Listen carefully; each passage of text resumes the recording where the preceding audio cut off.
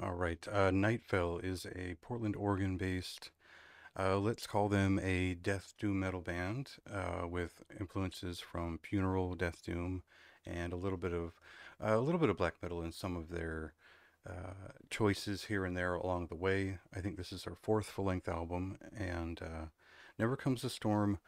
It feels like a direct follow-up to the previous record, which was on 20 Bucks Spin back in I think 2019, and it it iterates on a lot of those classic sort of funeral death doom metal ideas.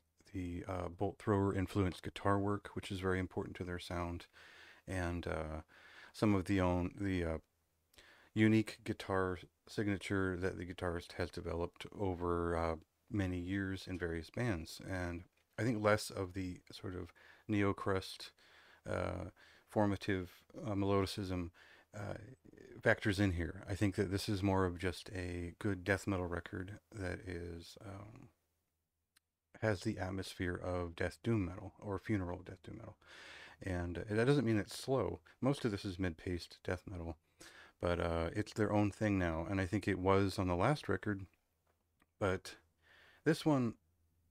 I really felt like they took a lot of influence from the ruins of Beverast, and not only in the three main pieces here, it's a pretty short record, but the interludes which connect each of them.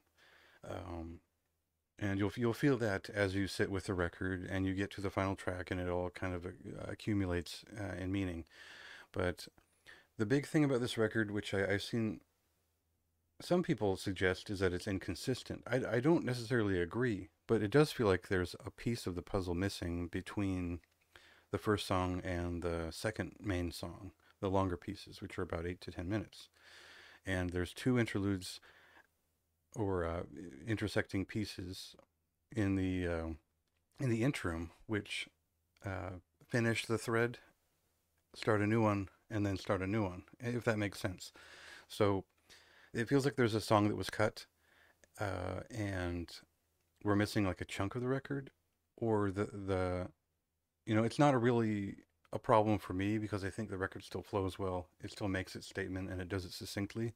It was like a nice record to sit down and just enjoy for a half an hour, and I didn't have a problem with that, especially in the tape format where it just kind of works, where you um, listen to each side and they make sense in that context. But I think if you've got the digital and you're just sitting there like there's something missing, and you'd have to acknowledge that.